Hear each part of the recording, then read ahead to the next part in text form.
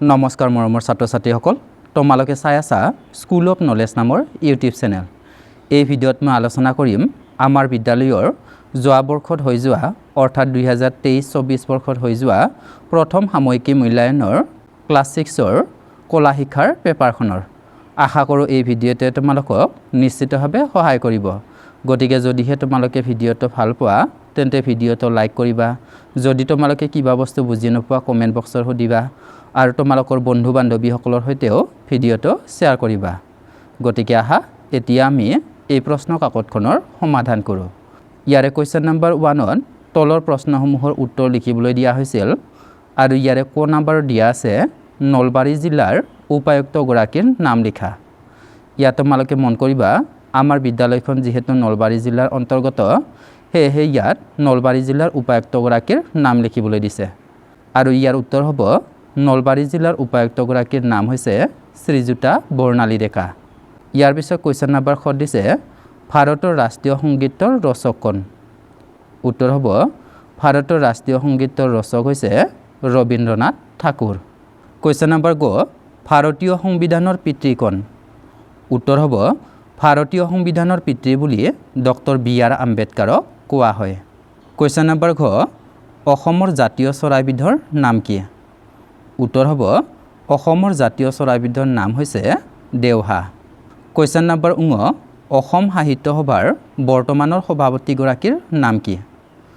উত্তৰ হ'ব অসম সাহিত্য সভাৰ বৰ্তমানৰ সভাপতিগৰাকীৰ নাম হৈছে সূৰ্যকান্ত হাজৰিকা কোৱেশ্চন নম্বৰ 1 অসমৰ শিক্ষামন্ত্ৰীগৰাকীৰ নাম কি উত্তৰ হ'ব বৰ্তমান অসমৰ শিক্ষামন্ত্ৰীগৰাকীৰ নাম হৈছে doctor Ranoj Pegu question number 2 প্ৰাথমিক ৰং তিনিটা কি কি উত্তৰ হ'ব প্ৰাথমিক ৰং তিনিটা হৈছে ৰঙা নীলা আৰু হালধীয়া কোৱেশ্চন নম্বৰ বৰ্গীয়া জ মহাভাৰতখন কোনে ৰচনা কৰিছিল উত্তৰ হ'ব মহাভাৰতখন ৰচনা কৰিছিল ব্যাসদেৱে কোৱেশ্চন নম্বৰ জ শৰাইঘাট দলং প্ৰথমে কোন চনত নিৰ্মাণ কৰা হৈছিল উত্তৰ হ'ব শৰাইঘাট দলং 1963 চনত নিৰ্মাণ কৰা হৈছিল কোৱেশ্চন নম্বৰ 9 কোনগৰাকী শিল্পীক কলাগুৰু আখ্যা দিয়া হৈছে উত্তৰ হ'ব বিষ্ণুপ্ৰসাদ ৰাভাক কলাগুৰু আখ্যা দিয়া হৈছে ইয়াৰ পিছত কোৱেশ্চন নম্বৰ 2ত এটা পদুম ফুলৰ ছবি আঁকিবলৈ দিছে ইয়াত তোমালোকক মই আৰ্হি হিচাপে মই অংকন কৰা এটা পদুম ফুলৰ ছবি দেখুৱাই দিছোঁ তোমালোকে এনেদৰে ছবিটো আঁকিবৰ কাৰণে চেষ্টা কৰিবা ইয়াৰ পিছত কোৱেশ্চন নম্বৰ 3ত গছৰ ডালত পৰি থকা এটা চৰাইৰ ছবি আঁকা ইয়াৰ আৰ্হি হিচাপে মই তোমালোকক এটা চৰাইৰ ছবি দেখুৱাই দিছোঁ এইমতে তোমালোকেও আঁকিবৰ কাৰণে চেষ্টা কৰিবা কোৱেশ্চন নম্বৰ 4ত এজোপা কলগছৰ ছবি আঁকা ইয়াৰ তোমালোকক আৰ্হি হিচাপে মই এজোপা কলগছৰ ছবি আঁকি দেখুৱাইছোঁ এইমতে তোমালোকে আঁকিবা তাৰপিছত কোৱেশ্চন নম্বৰ 5ত এবিধ মাছ ধৰা সঁজুলিৰ ছবি অংকন কৰিবলৈ দিছে ইয়াৰ আৰ্হি হিচাপে মই তোমালোকক এখন জাকৈৰ ছবি আঁকি দেখুৱাইছোঁ তোমালোকে যিকোনো এবিধ মাছ ধৰা সঁজুলিৰ ছবি আঁকিবা তাৰপিছত কোৱেশ্চন নম্বৰ 6ত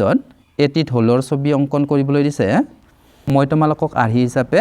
ঢোলৰ ছবিটো অংকন কৰি দেখুৱাইছোঁ তাৰপিছত কোৱেশ্চন নম্বৰ 7ত এখন মেজৰ ছবি অংকন কৰিবলৈ দিছে আৰ্হি হিচাপে তোমালোকক মই মেজৰ ছবিখনো অংকন কৰি দেখুৱালোঁ তোমালোকে এইমতে আঁকিবৰ কাৰণে চেষ্টা কৰিবা তাৰপিছত কোৱেশ্চন নম্বৰ 8ত তলৰ প্ৰতিটো বাক্যৰ সুন্দৰকৈ 3 শাৰীকৈ হাতৰ আখৰ লিখিবলৈ দিছে আৰু ইয়াৰে ক নম্বৰ দিছে চেষ্টাৰ অসাধ্য একো নাই খ নম্বৰ দিছে হেল্থ ইজ ৱেল্থ আৰু গ নম্বৰ দিছে জন্মভূমি সব গৰ্দাপি গৰিয়াছি এই তিনিটা বাক্যৰ তোমালোকে 3 শাৰীকৈ হাতৰ আখৰ লিখিবৰ কাৰণে চেষ্টা কৰিবা শেষত তোমালোক সকলো দিকে ভিডিঅ'টো আৰম্ভণিৰ পৰা শেষলৈকে ইমান মনোযোগেৰে চাই থকাৰ বাবে ধন্যবাদ জনালোঁ